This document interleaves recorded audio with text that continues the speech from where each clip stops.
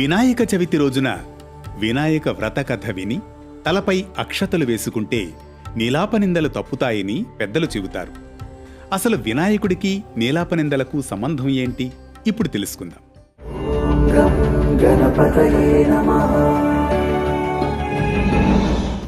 భాద్రపద శుద్ధ చవితి రోజున వినాయకుడికి గణాధిపత్యం కట్టబెట్టాడు శివుడు. ఆ రోజున తనకు భక్తితో సమర్పించిన ఉండ్రాళ్ళు, కుడుములు, పిండి వంటలు, పండ్లను సుష్టిగా తిన్న వినాయకుడు నడవడానికి ఇబ్బంది పడుతూ కైలాసం చేరుకున్నాడు. వినాయకుని అవస్థలు చూసిన చంద్రుడు ఒకేసారి నవ్వాడు. రాజదృష్టి సోకితే రాళ్లు కూడా నుజ్జవుతాయని అంటారు. అలాగే చంద్రుని దృష్టి సోకి విఘ్ననాథుని ఉదరం పగిలి అందులోని ఉండ్రాళ్ళు, కుడుములు బయటకు వచ్చి అచేతనుడయ్యాడు. దీంతో ఆగ్రహిస్తుంది పార్వతీదేవి. పాపాత్ముడా, నీ దృష్టి సోకి నా కుమారుడు అచేతనంగా పడి ఉన్నాడు. కాబట్టి నిన్ను చూసిన వారు పాపాత్ములై నీలాపనిందలు పొందుదురుగాక అని శపిస్తుంది.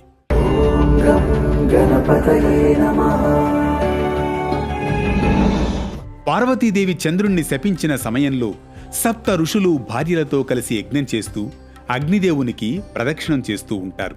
అగ్నిదేవుడికి ఋషి పత్నుల మీద మోహం కలుగుతుంది. కాని వాళ్లు శపిస్తారేమో అనే భయంతో అగ్ని క్షీణింపసాగాడు. భర్త కోరిక తెలుసుకున్న స్వాహాదేవి ఋషుల భార్యల రూపంలో అగ్నిదేవుడి దగ్గరకు వెళుతుంది. అయితే అగ్నిదేవుడితో ఉన్నది తమ భార్యలేనని భ్రమపడిన ఋషులు వారిని విడిచిపెట్టారు. శాపగ్రస్తుడైన చంద్రుని చూడడం వల్లనే ఋషుల భార్యలు నీలాపనిందల పాలయ్యారని గ్రహించిన దేవతలు బ్రహ్మదేవునితో కలిసి కైలాసానికి వెళ్లారు. నీవు చంద్రునికి ఇచ్చిన శాపం వల్ల మాకు ఆపద కలిగింది. ఆ శాపాన్ని ఉపసంహరించుకుంటే బావుంటుందని బ్రహ్మ కోరగా అప్పుడు పార్వతీదేవి ఏ రోజున చంద్రుడు విఘ్నేశ్వరుని చూసి నవ్వాడో, అంటే భాద్రపద శుద్ధ చవితి రోజు చంద్రుణ్ణి చూడకూడదని శాపాన్ని సవరిస్తుంది. ఆ రోజు నుంచి అందరూ భాద్రపద శుద్ధ చవితి నాడు చంద్రుణ్ణి చూడకుండా జాగ్రత్తగా ఉంటారు.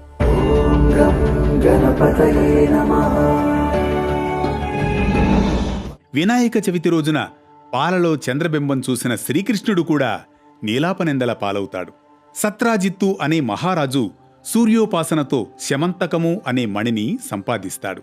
ఆ మణి రోజుకు 8 బారువుల బంగారాన్నిస్తుంది. అంతటి శక్తివంతమైన మణిని తనకివ్వమని శ్రీకృష్ణుడు కోరుతాడు. కాని సత్రాజిత్తు శ్రీకృష్ణుడి కోరికను తిరస్కరిస్తాడు. ఆ తర్వాత కొన్ని రోజులకు సత్రాజిత్తు తమ్ముడు ప్రసేనుడు ఆ మణిని ధరించి వేటకు వెళ్లాడు. అయితే అడవిలో ఉన్న ఓ సింహం ప్రసేనుడి వద్ద ఉన్న ఆ మణిని మాంసపు ముక్క అని అనుకుంటుంది. దాంతో ప్రసేనుణ్ణి చంపి ఆ మణిని తీసుకుని వెళ్లిపోతుంది. ఇదంతా తెలియని సత్రాజిత్తు శమంతకమణి కోసమే కృష్ణుడే తన తమ్ముణ్ణి చంపాడని కృష్ణుడిపై నిందలు వేస్తాడు. చవితి రోజున చంద్రబింబాన్ని చూసినందుకే ఈ పరిస్థితి వచ్చిందని భావించిన కృష్ణుడు అడవిలోకి వెళ్లి శమంతకమణి కోసం వెతుకుతాడు. ఒకచోట ప్రసేనుడి కళేబరం కనిపించింది. అక్కడి నుంచి సింహపు అడుగుజాడలను అనుసరించి వెళ్లాడు. ఒక ప్రదేశంలో సింహము, భల్లూకము పోరాడిన గుర్తులు కనిపిస్తాయి. ఆ తర్వాత శ్రీకృష్ణుడు భల్లూకపు కాలిజాడల వెంట వెళతాడు. అక్కడ గుహలో ఊయల తొట్టికి వేలాడుతున్న మణిని గమనిస్తాడు. ఆ మణిని అందుకునే ప్రయత్నం చేయగా భల్లూకం మీద పడుతుంది. అది సామాన్య భల్లూకము కాదు, మహాభక్తుడు, శక్తివంతుడైన జాంబవంతుడు. త్రేతాయుగంలో జాంబవంతుని సేవలకు మెచ్చిన శ్రీరామచంద్రుడు ఒక వరం కోరుకొమ్మనగా అవివేకంతో జాంబవంతుడు స్వయంగా శ్రీరాముడితో ద్వంద్వ యుద్ధం కోరాడు. అప్పట్లో నెరవేరని ఆ కోరిక కృష్ణావతారంలో నెరవేరుతుంది. ఏకంగా 28 రోజులు భీకర సమరం తర్వాత భల్లూకం శక్తి క్షీణిస్తుంది. అప్పుడు జాంబవంతుడు శ్రీకృష్ణుడి ముందు ప్రణమిల్లి తన కుమార్తె జాంబవతితో పాటు శమంతకమణి అప్పగించి కర్మబంధ విముక్తి పొందుతాడు. శ్రీకృష్ణుడు మణిని తీసుకెళ్లి సత్రాజిత్తుకిచ్చి జరిగిన విషయం తెలియజేస్తాడు. పశ్చాత్తాపం చెందిన సత్రాజిత్తు మణితో సహా తన కుమార్తె అయిన సత్యభామను శ్రీకృష్ణునికిచ్చి వివాహం చేస్తాడు.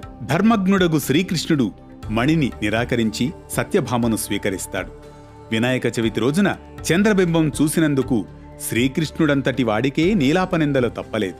అందువల్ల భాద్రపద శుద్ధ చవితి రోజున వినాయకుని యథాశక్తిగా పూజించి శమంతకమణి కథను చదివి విని మంత్రహీనం క్రియాహీనం భక్తిహీనం గణాధిప యత్పూజితం మహాదేవ పరిపూర్ణం తదస్తతే అనే మంత్రాన్ని జపించి అక్షతలు శిరస్సుపై వేసుకుంటే నీలాపనిందలు తప్పుతాయని భక్తుల విశ్వాసం. ఆ తర్వాత వినాయకుడి ముందు 10 గుంజిళ్లు తీసి మొక్కుకుంటే సకల విఘ్నాలు తొలగిపోతాయి. ఏకదంతాయ వక్రతుండాయ